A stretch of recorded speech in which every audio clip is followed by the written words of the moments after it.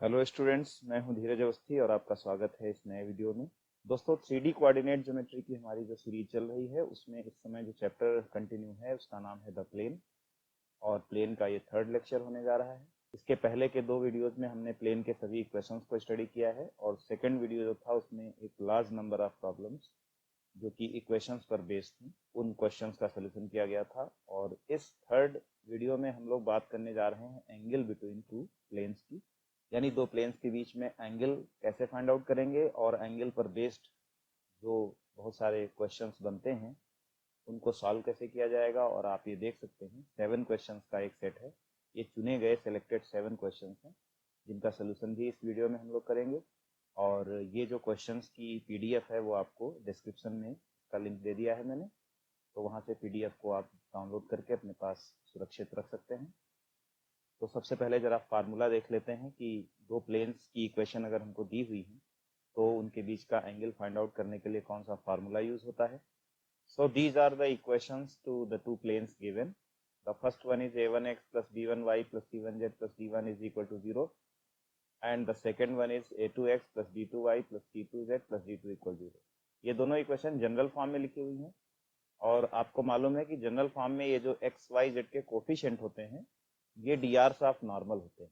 यानी प्लेन 1 का जो नॉर्मल है उसके डीआर्स हैं a1, b1, c1, और जो प्लेन 2 है उसके नॉर्मल के डीआर होंगे a2, b2, c2, और इन्हीं डीआर्स का यूज करके एंगल निकाला जाता है। तो यहाँ पे देखिए कॉन्सेप्ट ये है कि जैसे आपका एक प्लेन है, ये अगर प्लेन को हम लाइन से दिखा लें, इसका प्रोजेक्शन है तो ज़्यादा इजीली समझ में आएगा। और इसका नॉर्मल जो है वो ये है, और एक दूसरा प्लेन है कोई, से ये प्लेन हमारा सेकंड नंबर का है, ये प्लेन हमारा फर्स्ट नंबर का है, और इस प्लेन का जो सेकंड प्लेन का नॉर्मल है यानी जो परपेंडिकुलर लाइन है वो ये है। तो देखिए हमें एंगल्स बिटवीन द प्लेन निकालना है। अगर ये प्लेन्स के बीच में एंगल थीटा है तो जो एंगल इन प्लेन्स के बीच में है डेफिनेटली वही एंगल इनके नॉर्मल्स के बीच में होगा, क्योंकि ये ज्योमेट्री का एक बेसिक रूल है कि जो एंगल दो लाइंस के बीच में होता है वही उन की परपेंडिकुलर लाइंस के बीच में भी होता है। तो ये कॉन्सेप्ट समझ में आ गया है कि इन डीआर्स जो कि नॉर्मल के डीआर्स हैं इन्हीं के बीच का जो एंगल होगा वही हमारे प्लेन्स के बीच का एंगल भी हो जाएगा। तो सिंपली जो हमारा एंगल का फॉर्मूला कॉस थीटा करके होता है जो पहले भी पढ़ाया गया है वही फॉर्मूला लगेगा। इसमें ऊपर तो डीआर्स का पेयर वाइज प्रोडक्ट होता है a1 a2 plus b1 b2 plus c1 c2 upon नीचे एक जगह आपका मॉडुलस इन तीनों को लेकर के यूज होता है और एक मॉडुलस आपका इन डीआर्स को लेकर यूज होता है। मॉडुलस मीन्स अंडर रूट के अंदर स्क्वायर का सम होता है, like a1 square plus b1 square plus c1 square, ये बनेगा अंडर रूट फर्स्ट वाले डीआर्स को लेकर, और एक अंडर रूट और रहेगा जिसके अंदर आप सेकेंड वाले डीआर्स का यूज करेंगे a2 square plus b2 square plus c2 square. So cos theta का ये फार्मूला है। यानी जो प्लेन्स के इक्वेशन आपको दिए जाएंगे सिंपली उनके आपको ये जो कोफिशिएंट a1 b1 c1 होते हैं ये उठा लेने हैं, और इन्हीं डीआर्स का प्रयोग करके आपको कॉस थीटा का फॉर्मूला लगाना है जिससे दोनों प्लेन्स के बीच का एंगल निकल आएगा। और अब थोड़ा सा आपको बताते हैं, दो कंडीशंस बहुत इंपॉर्टेंट होती हैं। एक होती है परपेंडिकुलर होने की कंडीशन और एक होती है दो प्लेन्स अगर पैरेलल हैं तो उसकी कंडीशन क्या होगी। तो अगर हमारे दोनों प्लेन्स परपेंडिकुलर हैं तो जाहिर सी बात है cos 90 जीरो होगा, और जब इस फार्मूले को आप जीरो के बराबर करेंगे तो नीचे डिनोमिनेटर्स में भी जीरो में क्रॉस मल्टीप्लाई होकर जीरो बन जाएंगे, और ये ऊपर का जो पोर्शन है यही बचता है a1 a2 plus b1 b2 plus c1 c2 is equal to zero हो जाता है। यानी अगर दो प्लेन्स परपेंडिकुलर हैं तो ये जो प्रोडक्ट है इनके डीआर का जो पेयर वाइज प्रोडक्ट है a1 a2 plus b1 b2 plus c1 c2 ये जीरो कर दिया जाएगा। और अनेक क्वेश्चंस में इस परपेंडिकुलर वाली कंडीशन का सबसे ज्यादा यूज होता है। Then we talk about the condition of two planes to be parallel. So what is the condition of parallelism? That is, if two planes are parallel, then what will be the condition? Parallel होने की स्थिति में इन्हीं corresponding डीआर्स का ratio जो होता है वो इक्वल होना चाहिए। That is a1 upon a2 is equal to b1 upon b2 is equal to c1 upon c2। हम ये भी कह सकते हैं कि जो डी आर्स हैं नॉर्मल के दोनों प्लेन्स के वो प्रोपोर्शनल होते हैं in case of two planes are parallel. अगर दो प्लेन पैरेलल हैं तो उनके नॉर्मल एक ही डायरेक्शन में होंगे, और नॉर्मल डायरेक्शन में एक ही डायरेक्शन में होने का मतलब पैरेलल होंगे, और पैरेलल के केस में डी आर्स प्रोपोर्शनल होते हैं। तो बस आपको इन तीन फार्मूलों को ध्यान रखना है। अगर एंगल डायरेक्टली फाइंड आउट करना है तो ये फार्मूला चलेगा, परपेंडिकुलर होने की कंडीशन लगानी है क्वेश्चंस के अंदर तो आपको इसका प्रयोग करना होगा, और इसका तो बहुत कम यूज होता है, लेकिन अगर कभी पैरेलल की बात आ जाए तो जो डी आर्स होते हैं वो इस तरीके से प्रोपोर्शनल होने चाहिए। तो अभी ये 7 क्वेश्चंस की जो आप लिस्ट देख रहे हैं, इसको इन सारे क्वेश्चंस को एक एक करके हम लोग सॉल्व करने जा रहे हैं। सबसे फर्स्ट क्वेश्चन है find the angle between the planes. ये डायरेक्ट क्वेश्चन है कि अगर दो प्लेन के इक्वेशन दिए हैं तो एंगल सीधे निकालना है तो कैसे निकालेंगे, यानी फॉर्मूले का प्रयोग करना है। So firstly write down the equations of the two planes. This is equation of the first plane and this is equation of the second plane. Now you know a1 b1 c1 की जगह यहाँ 2 -1 और 1 ये coefficients आप देख लीजिए, 2 -1 और 1 ये जो एक्स वाई जेड के कोफिशिएंट होते हैं यही डी आर ऑफ नॉर्मल होते हैं।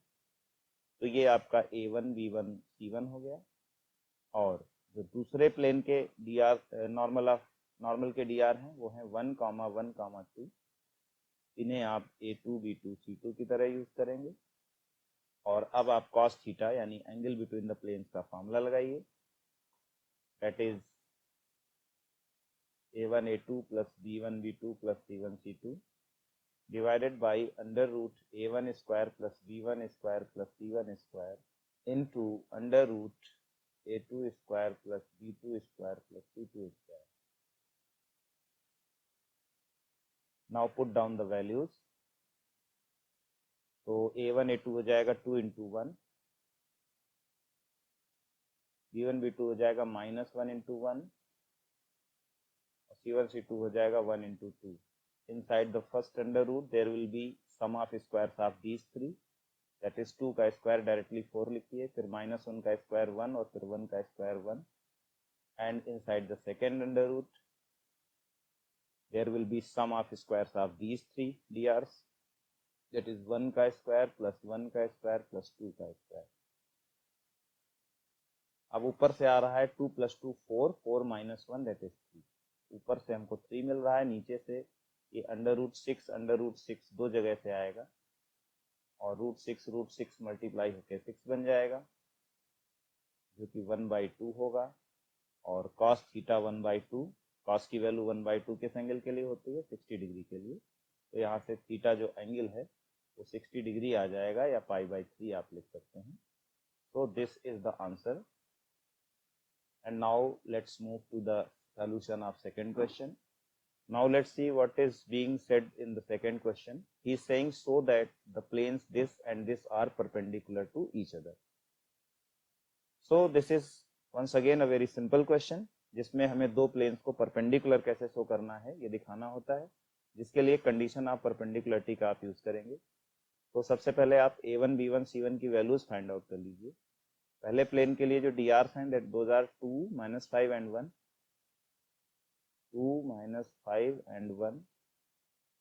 So these are basically the values of a1 b1 and c1, and here is the second pair of drs, second set of drs, that is 1 1 3, and these are values of a2 b2 c2। और अगर आपको दिखाना है कि दो plane perpendicular हैं तो simply आपको जो ये प्रोडक्ट होता है a1 a2 plus b1 b2 plus c1 c2, इसको 0 प्रूव करना होगा, आपको इसकी वैल्यू को 0 ला के दिखाना होगा। तो a1 है अपना 2, तो ये a1 a2 हो गया, फिर b1 b2 होगा -5 into 1, and c1 c2 is 1 into 3। ये हो गया 2, ये हो गया -5 और ये हो गया 3। Now you can see 2 + 3 is 5, 5 - 5 is 0. Hence the two planes are perpendicular to each other. चलिए बढ़ते हैं थर्ड क्वेश्चन की तरफ। थर्ड क्वेश्चन में क्या कह रहा है, find the equation to the plane passing through the point -1, 3, 2 and perpendicular to the planes. ये दो प्लेन गिवन है यानी एक ऐसा प्लेन फाइंड करना है जो दो गिवन प्लेन्स के परपेंडिकुलर हो और एक गिवन पॉइंट से होकर गुजरता हो। तो इसमें सबसे पहला यूज हम इस गिवन पॉइंट का करेंगे और वन पॉइंट फॉर्म में प्लेन की इक्वेशन लिखेंगे। तो सबसे पहले वन पॉइंट फॉर्म का यूज करते हुए हम लोग लेट कर लेते हैं इक्वेशन ऑफ द प्लेन।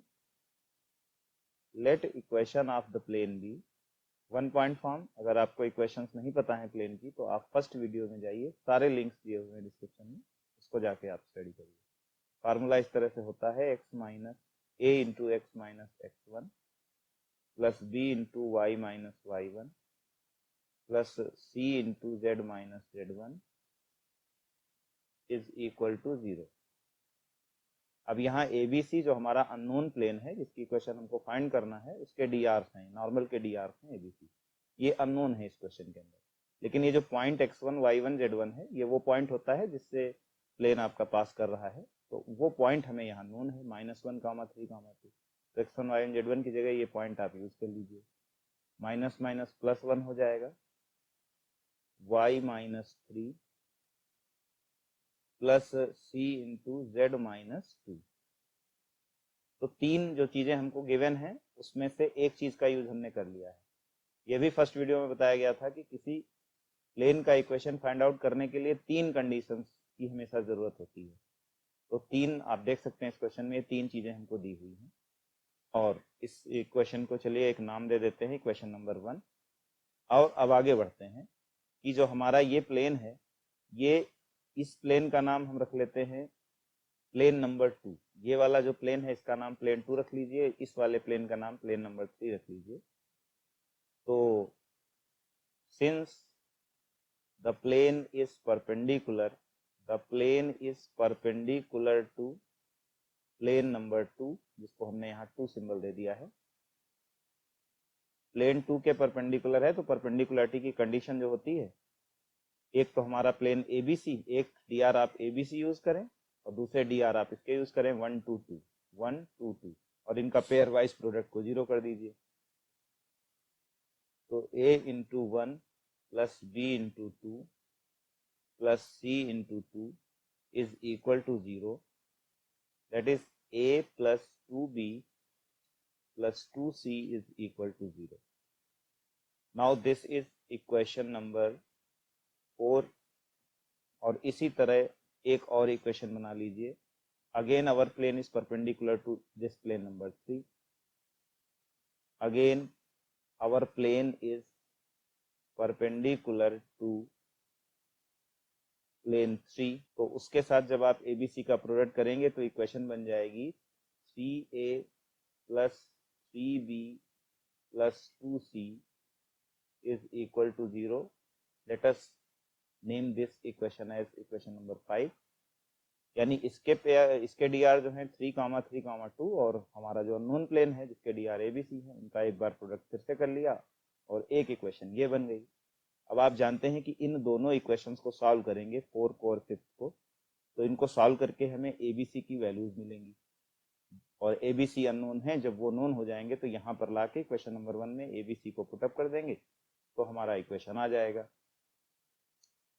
तो अब चलिए सीखते हैं कि इन इक्वेशंस को सॉल्व कैसे किया जाता है। और इन इक्वेशंस को सॉल्व करने के लिए प्रयोग किया जाता है क्रॉस मल्टीप्लिकेशन मेथड का। Solving equations 4 and 5 by cross multiplication method.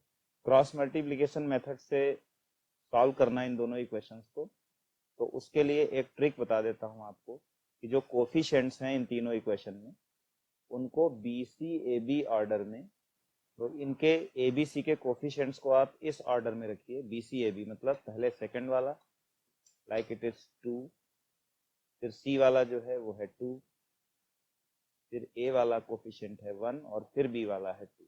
This is BCAB। उसी सीक्वेंस में नीचे वाले के कोफिशिएंट्स को रखिए BCAB ऑर्डर में, दैट इज 3 2 3 3 3 2 3 एंड 3। फिर क्रॉस मल्टीप्लिकेशन इस तरह से होगा, इस पैटर्न पे क्रॉस मल्टीप्लिकेशन किया जाएगा और सोल्यूशन करेंगे A अपॉन, ऐसे प्रोडक्ट करिए 2 इंटू 2 दैट इज 4 v के लिए आपको ये सेकंड वाला हिस्सा जो इतना, जहाँ ये क्रिस क्रॉस एरो लगे हैं, इनका यूज करना है। That is 2 into 3 minus 2 into 1, 2 into 3 ये वाला माइनस 2 इंटू 1 ये वाला, फिर c upon 1 into 3 minus 3 into 2, और इनको फर्दर सॉल्व कर लीजिए। a upon 4 minus 6 minus 2, b upon 6 minus 2 is 4, and c upon 3 minus 6 is minus 3.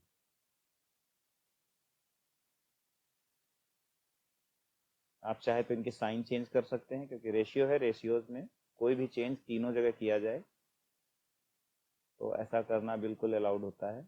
-4 and c upon 3, तीनों के साइन चेंज कर दिए। And now these are the ratios we want to get. जिस ABC की हमको जरूरत थी उनकी वैल्यूज हैं 2, -4 एंड 3। ये एक्चुअली प्रोपोर्शनल वैल्यूज हैं एबीसी की, यानी इनको हम रेशियो कहेंगे। ये कोई एब्सोल्यूट वैल्यू नहीं है। a इज इक्वल टू 2 आप नहीं लिख सकते, ये रेशियो है a is to b is to c, जिसका मतलब है कि आप इनको रेशियो फॉर्म में यूज कर सकते हैं, 2 इज टू -4 इज टू 3। लेकिन चूंकि हमारी जो इक्वेशन है, फर्स्ट इक्वेशन, उसमें यहाँ इस साइड में 0 है, तो 0 होने के कारण हम ए बी सी की एग्जैक्ट वैल्यूज हमको ना मालूम होने के बावजूद इनकी जो प्रोपोर्शनल वैल्यूज हैं, यानी रेशियो से प्राप्त होने वाली जो वैल्यूज हैं, उनको ही यहाँ पर आप रख देते हैं, तो भी उससे कोई दिक्कत नहीं होती, क्योंकि यहाँ पे 0 है। इसको ऐसे समझिए कि लेटर से कोई रेशियो है 2:3:4। अब आप बोलेंगे कि यहाँ तो हमको एक ही वैल्यू चाहिए, रेशियो कैसे रख दें? तो हम इन रेशियो से इसकी वैल्यू बना लें। एक वैल्यू 2k बन जाएगी, एक 3k बन जाएगी, एक 4k बन जाएगी, और अब आपके पास ये एग्जैक्ट वैल्यूज आ गई हैं 2k, 3k, 4k। और वो वैल्यूज आप यहाँ जब रखेंगे तो ये जो प्रोपोर्शनलिटी का कांस्टेंट k है वो 0 में जाके तीनों जगह से जाके 0 में डिवाइड हो जाएगा। अगर 0 के बजाय यहाँ कोई और नंबर हो तो आप इन प्रोपोर्शनल वैल्यूज को इस इक्वेशन में नहीं रख सकते थे, लेकिन 0 होने के कारण वो जो प्रोपोर्शनलिटी कांस्टेंट k है वो डिसॉल्व हो जाता है 0 में, इसलिए यहाँ पर सीधे हम प्रोपोर्शनल वैल्यूज को रख सकते हैं। तो चलिए फर्स्ट इक्वेशन में इन वैल्यूज को पुटअप कर दीजिए। So from equation number 1 we get 2 into x plus 1, दूसरे ब्रैकेट में y माइनस 3 है, तो -4 into y minus 3 plus 3 into, third bracket में अपने क्या है, थर्ड ब्रैकेट में है z माइनस 2। फर्दर सॉल्व कर लीजिए। 2x minus 4y plus 3z plus 2 plus 12 minus 6, 2x minus 4y plus 3z, ये हो रहा है अपना 8 इज इक्वल टू 0। और यही हमारे इस क्वेश्चन का आंसर है। यही वो प्लेन की इक्वेशन है जो एक गिवन पॉइंट से पास करता था और दो गिवन प्लेन्स के परपेंडिकुलर। क्वेश्चन नंबर 4 देखिए, find the equation of the plane through these 2 points and parallel to x axis. Parallel to x axis की कंडीशन जान लीजिए क्या होती है। ax प्लस, मैंने फर्स्ट वीडियो में थ्योरी पढ़ाई थी कि अगर हमारे प्लेन किसी प्लेन के पैरेलल हैं तो क्या कंडीशंस हैं, अगर प्लेन किसी एक्सिस के पैरेलल है तो क्या कंडीशन है। फिर भी एक बार रिमाइंड करिए यहाँ पर कि अगर हमारा प्लेन एक्स एक्सिस के पैरेलल होता है, पैरेलल टू एक्स एक्सिस अगर प्लेन है, पैरेलल टू एक्स एक्सिस, तो उसका जो एक्स वाला कोफिशिएंट है वो 0 हो जाएगा, एक्स का कोफिशिएंट 0 हो जाएगा। अगर पैरेलल टू वाई एक्सिस है, पैरेलल टू वाई एक्सिस में वाई का कोफिशिएंट 0 हो जाएगा। पैरेलल टू जेड एक्सिस है तो जेड का कोफिशिएंट 0 हो जाएगा। तो इसी चीज का प्रयोग हम लोग यहाँ इस वीडियो में करेंगे। सबसे पहले इक्वेशन ऑफ द प्लेन को लेट कर लेते हैं। Let equation of the plane, जिसमें से हम फर्स्ट पॉइंट का यूज कर लें, पॉइंट फर्स्ट 1 पॉइंट फॉर्म में लिखेंगे। Let equation of the plane passing through the point, first point का यूज कर लेते हैं 2, 3, -4 इज, तो 1 पॉइंट फॉर्म में लेट करिए जिसमें डी आर अननोन है। ए एक्स माइनस x1 की जगह 2 आ जाएगा, बी वाई माइनस y1 की जगह 3 आ जाएगा, प्लस सी जेड माइनस z1, माइनस का माइनस डबल माइनस है तो +4 हो जाएगा, इज इक्वल टू 0। ये हमारी इक्वेशन हमने लेट कर ली। तो एक पॉइंट का यूज हमने कर लिया। अब दूसरे पॉइंट का यूज, 3 कंडीशन दी होती तो अब इस पॉइंट का यूज कर लेते हैं।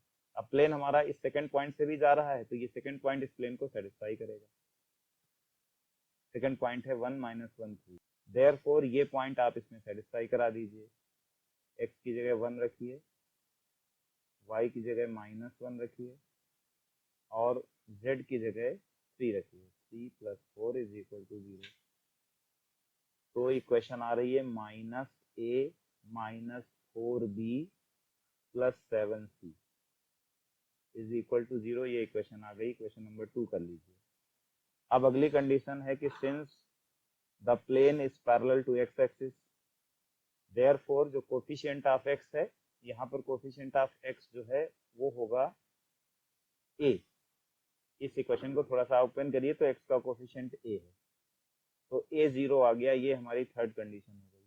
अब यहाँ a तो आ ही गया है, b और c की वैल्यू और चाहिए, तो a की वैल्यू को आप फर्स्ट सेकंड इक्वेशन में रखिए, पुट करिए।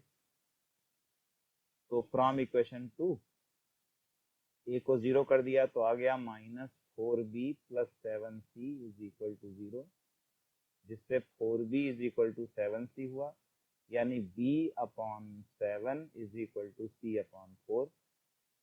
तो b और c का जो प्रोपोर्शनल वैल्यूज हैं, b और c का जो रेशियो है वो हो गया 7:4। यानी a को आप 0 यूज करिए और b और c की प्रोपोर्शनल वैल्यूज को 7 और 4 यूज करिए, और इन तीनों वैल्यूज को आके इस फर्स्ट इक्वेशन में यहाँ पे पुट करिए तो आपको प्लेन का इक्वेशन मिल जाएगा। So putting the values in equation 1, equation 1 जो है आपकी a की जगह 0 हो जाएगा, तो फर्स्ट टर्म पूरा 0 हो गया। सेकेंड टर्म में b की जगह आप 7 रखिए, तो 7 × y - 3 प्लस 4 × z + 4 = 0। ओपन करने पर 7y + 4z -21 और +16, तो फर्दर 7y + 4z -5 = 0। यही इस क्वेश्चन के लिए आपका आंसर होगा। चलिए अब बात करेंगे फिफ्थ क्वेश्चन की। फिफ्थ क्वेश्चन में कह रहा है find equation of the plane through the point this and perpendicular to the plane this. तीन कंडीशन अब देखिए चेंज हो गई हैं। अब 2 पॉइंट से आपका प्लेन पास करता है और इस एक गिवन प्लेन के परपेंडिकुलर है। तो फर्स्ट पॉइंट का यूज करके सबसे पहले आप इक्वेशन ऑफ प्लेन को लेट कर लीजिए। Let equation of the plane 2, 2, 1 B a × x - x1 की जगह 0.2 ले लीजिए, plus b × y - y1, y1 की जगह 2 है, c × z - z1 की जगह 1 है। बस इसको इक्वेशन नंबर 1 नाम दे दीजिए। उसके बाद यही प्लेन इस सेकंड पॉइंट से भी पास करता है, तो अगली कंडीशन यूज करिए। It passes through the point 9, 3, 6 also, therefore x की जगह 9 पुट करिए, सेटिस्फाई कराइए। 9 - 2 प्लस b × y की जगह 3 यूज करिए, 3 - 2 प्लस c z की जगह 6 आएगा, -1। सॉल्व करिए फर्दर, तो it is 7a plus b plus 5c। तो एक इक्वेशन ये आ गई ए बी सी में, इसको इक्वेशन 2 बोल दीजिए। और तीसरी चीज है परपेंडिकुलर कंडीशन लगानी इस प्लेन के साथ। Now the plane is perpendicular, the plane is perpendicular to the plane। एक और प्लेन गिवन है, उसकी इक्वेशन है 2x + 6y + 6z = 9। Then a1 a2 + b1 b2 + c1 c2 = 0 जो कंडीशन होती है, तो आपका जो ये प्लेन, इसके dr abc यूज करिए और इसके 2, 6, 9, 2, 6 और 6 यूज करिए, तो प्रोडक्ट आ जाएगा 2a + 6b + 6c = 0। ये इक्वेशन 3 बन गई। इसमें आप 2 से डिवाइड भी कर सकते हो, a + 3b + 3c। इसको इसको इक्वेशन नंबर 3 बोल दीजिए रादर। और अब इन दोनों इक्वेशंस को आपको क्रॉस मल्टीप्लिकेशन मेथड से सॉल्व करना है। Solving by cross multiplication method, cross multiplication method, cross multiplication method की ट्रिक मैंने आपको अभी बताई है कि कोफिशिएंट्स को BCAB ऑर्डर में रखा जाता है। पहले कोफिशिएंट्स को BCAB ऑर्डर में पुट करिए। इसके लिए आएगा 1 5 7 1। इसका BCAB ऑर्डर आएगा 3 3 1 3, 3 3 1 3। इस तरह से क्रॉस मल्टीप्लिकेशन का पैटर्न होता है। सोल्यूशन के लिए A अपॉन आपको ये वाला इनका क्रिस क्रॉस करना है, 1 इंटू 3 करना है, 1 इंटू 3 माइनस 3 इंटू 5। B का रेशियो आएगा 5 इंटू 1 माइनस 3 इंटू 7, और C का रेशियो आएगा 7 इंटू 3 माइनस 1 इंटू 1। सिंप्लीफाई करें, 3 माइनस 15 दैट इज माइनस 12। ये आएगा 5 माइनस 21 दैट इज माइनस 16, और ये आ जाएगा 21 माइनस 1 दैट इज 20।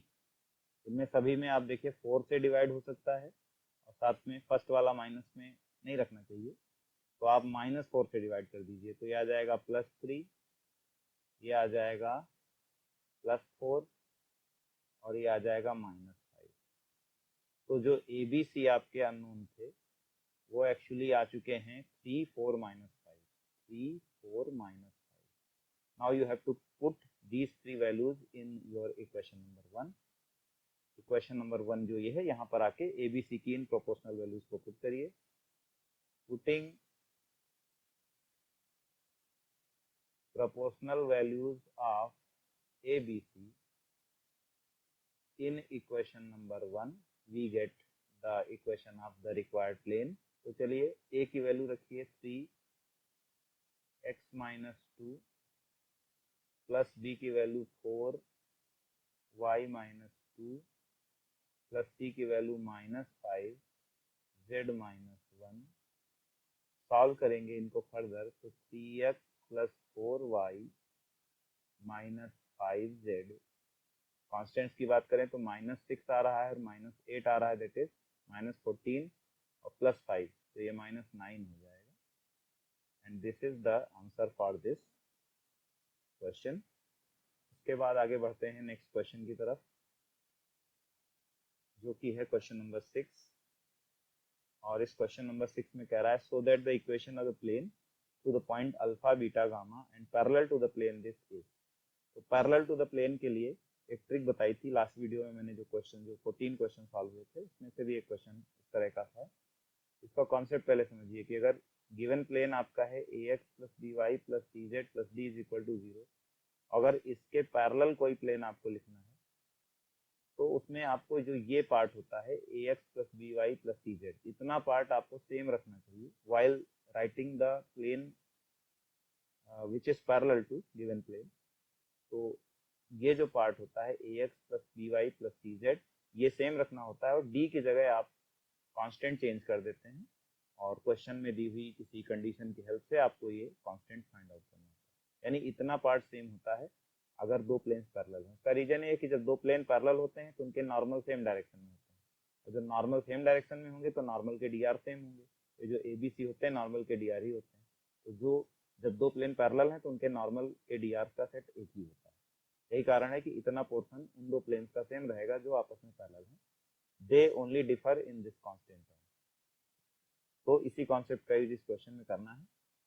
तो let equation of parallel plane B, इसके पैरेलल प्लेन चाहिए तो इसका इतना हिस्सा तो आपको सेम रखना है। यहाँ कांस्टेंट 0 की जगह आपको एक आर्बिट्रेरी कांस्टेंट लेट कर लेना है, ax plus by plus cz, और जो आर्बिट्रेरी कांस्टेंट है उसको आप लेफ्ट साइड में या राइट साइड में किधर भी रख सकते हैं। राइट साइड में रख लिया लेमडा। अब क्वेश्चन में एक कंडीशन और दी है कि जो आपका ये पैरेलल प्लेन है वो इस पॉइंट से पास करता है, तो ये इस पॉइंट से इस प्लेन को आप सेटिस्फाई करवा दीजिए। Since it passes through the point alpha beta gamma, तो अल्फा बीटा गामा इसको सेटिस्फाई करेगा, तो x की जगह अल्फा, y की जगह बीटा और z की जगह gamma is equal to lambda. अब लेमडा की वैल्यू आ चुकी है, उसको लाइए और इसी फर्स्ट इक्वेशन में पुट कर दीजिए। तो putting the value of lambda in equation number 1, we get the equation of the required plane, that is ax plus by plus cz is equal to lambda की वैल्यू रखिए a alpha plus b beta plus c gamma and this is the answer। और ये हमें prove करना था। और अब अंतिम क्वेश्चन जो 6th-7th क्वेश्चन है उसकी बात कर लेते हैं। इसमें कह रहा है find equation of the plane passing through the point this and perpendicular to the line joining the points this and this. यानी आपका जो प्लेन है वो एक पॉइंट गिवन है जिससे पास कर रहा है। इस पॉइंट के कोऑर्डिनेट्स हैं 3 - 3 1 और एक लाइन है जो इन दो पॉइंट्स को ज्वाइन करने से आती है। 3 4 -1 एक पॉइंट है और 2 -1 5 दूसरा पॉइंट है और इन दोनों पॉइंट्स को ज्वाइन करने वाली जो लाइन है वो आपके प्लेन के परपेंडिकुलर है। इसका साफ अर्थ है कि अगर हम इस लाइन AB का dr निकाल लेते हैं तो ये AB के dr ही हमारे प्लेन के नॉर्मल के dr है। तो सबसे पहले आप A और B इन दोनों पॉइंट को ज्वाइन करने वाली जो लाइन है उसके drs निकाल लीजिए। drs ऑफ AB, drs कैसे ज्वाइन किए जाते हैं? x2 - x1 y2 - y1 z2 - z1 ऐसे डिफरेंस करके drs निकलते हैं। तो माइनस करिए 2 - 3 -1 - 4 और 5 माइनस डबल माइनस होगा तो +1 हो जाएगा। This is -1 - 5 and 6। So now you have drs of normal. ये जो आपके हैं ये drs ऑफ नॉर्मल हो गए और एक पॉइंट आपको ये वाला यूज करना है, फर्स्ट पॉइंट। 1 पॉइंट फॉर्म का यूज करते हुए आप इस प्लेन की इक्वेशन को लिख सकते हैं। So equation of the plane is, formula ये लगेगा ax - x1 plus by - y1 plus c z - z1 is equal to 0। ABC की जगह आपको ये रखने हैं। तो -1 x -3 -5 y minus double minus है तो +3 कर दीजिए और c की वैल्यू 6 है। z z1 की जगह पॉइंट का थर्ड कोऑर्डिनेट है 1। सॉल्व कर लीजिए इसको। -x + 3 -5y -15 + 6z -6 is equal to 0। -x -5y + 6z, constants में 3 है, -15 है और -6 है। -21 + 3 that is -18 is equal to 0। बहुत सारे माइनस हैं तो और फर्स्ट टर्म भी माइनस में नहीं होना चाहिए, तो इस इक्वेशन का साइन चेंज कर दीजिए। x + 5y - 6z + 18 is equal to 0 and this is nothing but the answer for this question. तो मुझे उम्मीद है कि आपको सभी क्वेश्चन समझ में आए होंगे। Angle between the two planes का फॉर्मूला भी आपने समझ लिया। और अगर किसी क्वेश्चन में आपको कोई क्वेरीज हैं, कोई डाउट्स हैं, तो उनको आप कमेंट सेक्शन में जाके लिखिए। मैं आपके डाउट्स को जरूर सॉल्व करूंगा। अगर ये कंटेंट आपको अच्छा लग रहा है तो लाइक जरूर करिए। अगले वीडियो में मिलते हैं, तब के लिए सभी को नमस्कार।